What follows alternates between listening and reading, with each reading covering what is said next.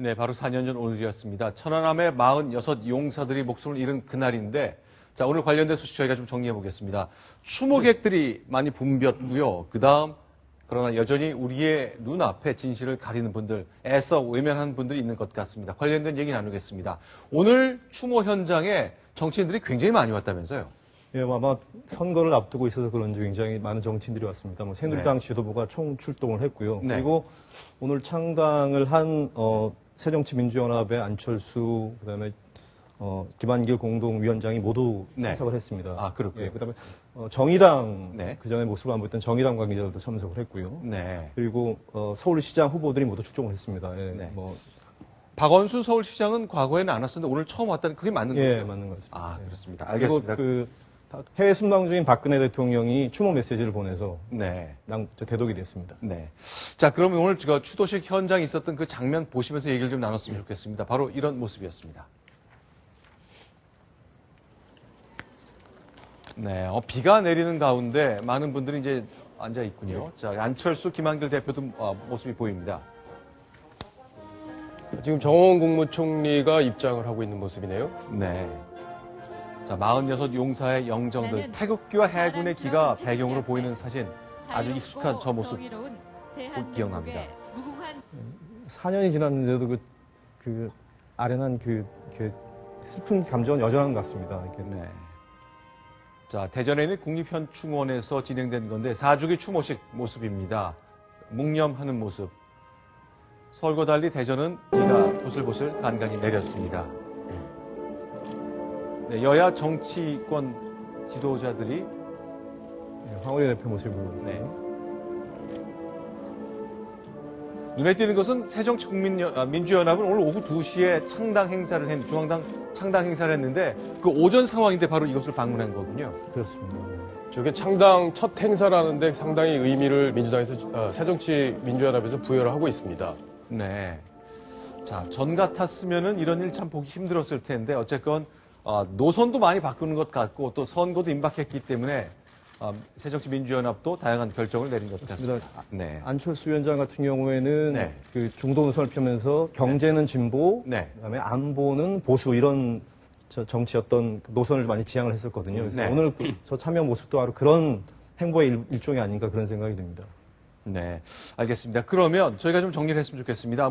지금 모습만 보면 우리 온 국민들이 한 목소리로 천안함 46 용사의 명복을 다시 한번 비우는 것 한 가지와 함께 북한이 저지른 만행과 관련해서 여러 가지 규탄이 이어지는 것 같습니다. 그러나 아직 명쾌하지 않은 부분이 좀 있기 때문에 좀 짚어봤으면 좋겠습니다.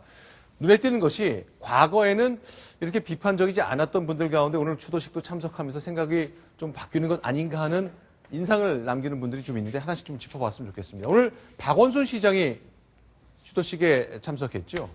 박원순 시장은 네. 추모식에 처음으로 네. 참석했습니다. 오늘 네. 그동안에는 다소 유보적인 입장을 보여왔었고요. 네. 오늘 행사장에 나타나서 유족과도 대화를 나눴었는데요. 네. 네. 유족이 이렇게 질문을 했습니다. 네. 아직도 천안함이 북한의 소행이라고 생각하느냐 이렇게 네. 물었는데 박원순 시장이 결코 아니다. 저는 예전에도 그렇게 말한 적이 단 한 번도 없다.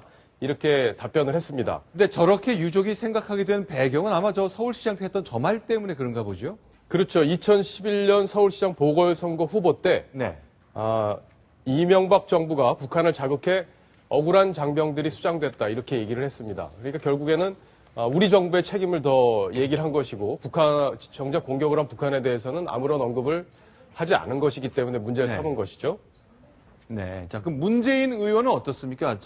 문재인 의원이 모습이 안 보이는 것 같은데요. 오늘 참석을 문재인 의원은 오늘 참석을 못했고요. 네. 대신 트위터에 네. 글을 남겼습니다. 네. 뭐라고 남겼냐면 네. 명예 방위를 위해 천안함에서 고귀한 목숨을 바친 46명의 장병들과 한주호 준위의 숭고한 희생에 옷깃을 여민다. 결코 마르지 않을 유족들의 눈물에 깊이 위로드린다. 이렇게 글을 남겼습니다. 자, 대통령 선거를 한 6개월쯤 앞둔 2012년 6월에는요, 그 관훈 토론을 했을 때는 평가를 좀 내달라. 그때 이제 주로 기자들이 물었던 것 중에 하나가, 과연 이 천안함 폭침 사건이 북한의 소행이 맞느냐, 과연 거기에 동의하느냐라는 질문이 많이 있었는데, 답을 좀 내놓은 게 있는 거죠.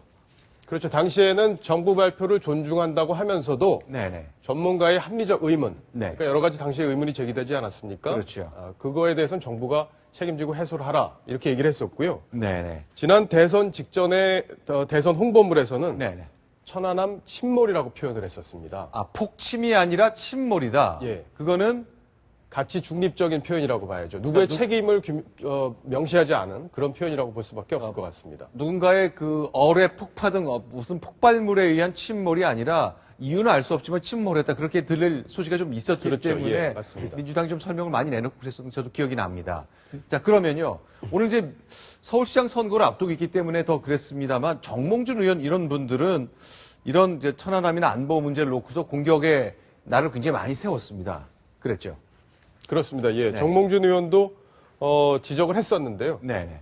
어, 박원순 시장을 향해서 먼저 질문을 그렇죠. 던졌네요. 우리 정부가 북한을 자극해 억울한 장병이 수장됐다고 지금도 생각하는지, 네. 또 자유민주주의 체제를 지키기 위해 국가보안법이 여전히 폐지돼야 한다고 생각하는지, 네. 이런 부분들을 물음으로써 어떤 네. 박원순 시장의 이념 부분, 이런 부분들을 간접적으로 공격을 했습니다. 네. 그럼 어떻습니까? 근데 일단 저 박원순 시장이 한 유족의 질문에 답한 것처럼 나는 이게 북한 소행이 아니라고 말한 적은 없다고 분명히 정리를 했는 것 같고, 그 다음 과거에는요, 박원순 시장이 우리 이명박 정부죠. 이명박 정부가 북한을 자극해서 억울한 장병들이 수장됐다. 책임이 이명박 정부에 있는 것처럼 들릴 그런 소지가 있는 발언을 했었는데, 이제 좀 정리가 돼가고 있는 거라고 봐야 되나요? 어떻습니까? 큰 흐름상에서는 그렇게 정리가 되고 있다고 봐야 될 것 같은데요. 네. 다만 명확하게 기존의 민주당 출신 또 친노 네. 진영에서 이 문제에 대해서 북한의 책임을 묻는 네. 그런 언급은 한 번도 없었습니다. 아. 그 과정이 있어야 이 부분에 대해서 국민적인 어떤 의견이 통일될 수 있는 그런 네. 어떤 단계를 거치는 게 아닌가 이렇게 생각이 됩니다. 네. 자, 그런데 오늘 통합진보당, 그동안 북한의 생각과 가장 가까운 정당을 하나 꼽으라면, 뭐, 크게 이론 없이 통합진보당을 꼽을 수 있을 것 같은데, 통합진보당 대표도 오늘 추도식에 참석했잖아요. 그렇죠. 근데 참석했다가 이 유가족의 항의를 받고 퇴장당하는 일이 벌어졌는데요. 아, 입장을 못했습니다. 못했습니다. 예, 왜냐하면 네. 통합진보당의 모습에 대해서 정치권에서 굉장히 말이 많은데 이 새누리당 같은 데는 그렇게 얘기하고 있습니다. 선거용 위장이다. 네. 라고 할 정도로 통합진보당은 천안함 사건, 천안함 폭침에 대해서는 네. 아까 제가 말씀을 했습니다만은 네. 뭐 천안함 사건이다. 네. 천안함 사고다. 그러니까 네.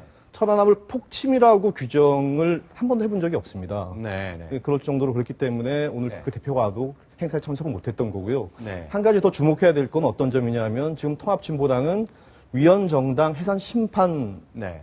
받고 있습니다. 그렇죠. 거기서 당시 황교안 대표가 이 그러니까 정부 법무장관? 예, 법무장관 황교안 법무장관이 네. 정부 대표로 나와서 이제 심판에 임하고 있는데요. 그렇죠. 이런 얘기를 한 적이 있습니다.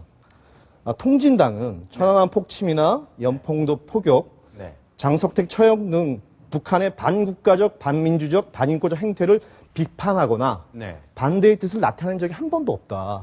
아, 비판은커녕 반대의 뜻을 한 번도 표현한 적이 예, 없다. 그래서 네. 오늘의 이런 약간의 변화들, 최근의 변화들은 그런 심판도 굉장히 많이 작용하고 있지 않은가 이런 생각이 듭니다. 네. 자, 그러면 저도 기억이 납니다. 2010년 3월, 4월, 5월 이런 천안함 국면이 계속 진행될 때 저도 이제 국방부에서 취재를 했던 기억이 있는데 그때만 해도 이게 북한 소행이 아니다. 이명박 정부가 뭔가 꿍꿍이를 꾸는 것 같다. 이런 여론도 적지 않게 있었거든요. 그 여론의 변화의 흐름 같은 게 좀 감지되는 겁니까? 그때는 뭐 한 30% 이상의 국민들이 난 못 믿겠다 그랬었잖아요. 근데 이런 문제가 있는 것 같습니다. 그러니까 네. 당시에는 그런 약간의 불신이 어느 정도 한 20, 30%가 네. 있었다면 네. 이제는 불과 4년밖에 되지 않은데도 네. 서서히 잊혀져가는 그런 이제 네. 슬픈 현상이 나타나고 있는 겁니다. 네. 최근에 저희 동아일보에서 네. 초등학생들 대상으로 뭐 이렇게 네. 조사를 해보면 한 65% 정도가 잘 모르겠다. 네. 그런 사건에 대해서 뭐 이런 어떤 문제들이 다시 생기고 있는 거죠. 그러니까 아. 이 논쟁이 아직 정확히 정리되어 있지도 않은데 네. 서서히 이게 4년밖에 안 되는데 모르는 사람들이 점점 많아져가는. 네. 그래서 그게 교과서에도 제대로 다루어져 있지 않고 이런 문제들이 발생하고 있는 것 같습니다. 알겠습니다.